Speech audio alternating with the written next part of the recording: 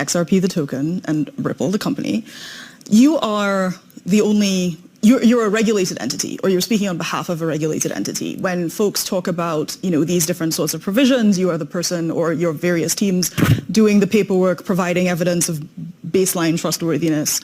What is it like to be a non-bank financial services provider operating at the intersection of these very traditionally regulated financial institutions and less traditionally regulated, less traditional financial institutions? It's exciting. I feel a obligation to advocate for.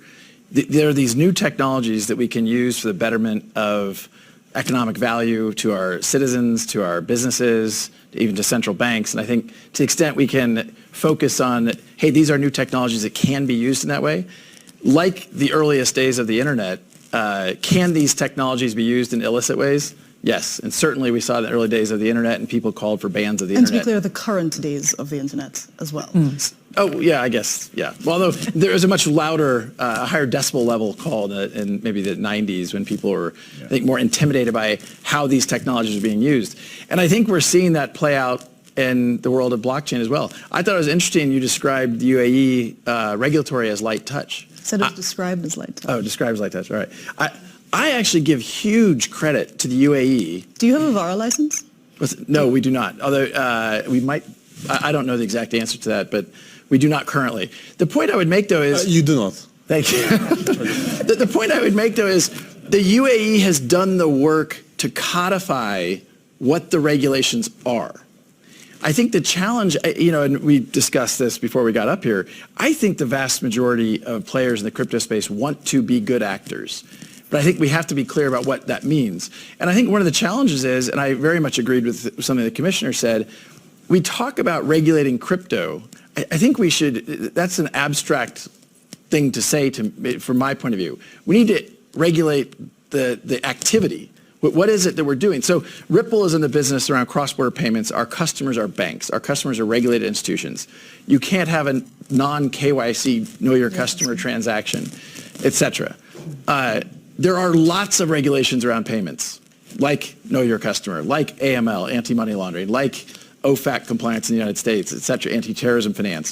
So I think when we say crypto's not regulated, I hear that and I think, I don't know what that means. Like Ripple's a very regulated company in lots of different jurisdictions, not yet in UAE perhaps, although I don't know the exact status in UAE. The point, as much as anything, I think it's a misnomer to describe crypto as an unregulated business. In the U.S., you have in the SEC someone at the chair saying it's the Wild West.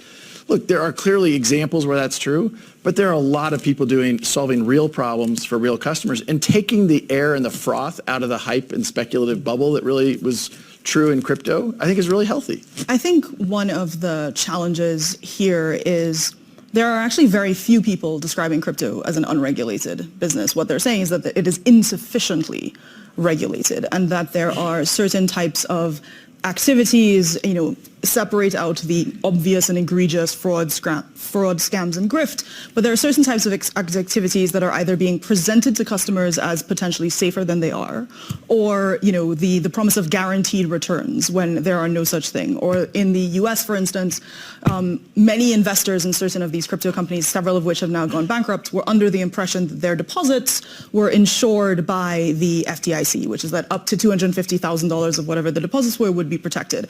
And that was an impression that was in a lot of ways encouraged by the marketing and the advertising of certain types of these entities. But we have laws about that, right? And now, well, frankly, I think instead of going after Kim Kardashian for promoting a... That case was dismissed. But I didn't actually know that. I think the things you're describing, and even we talked again backstage, like if there's fraud, we have laws about that in major jurisdictions. But I think what I would love to get the perspective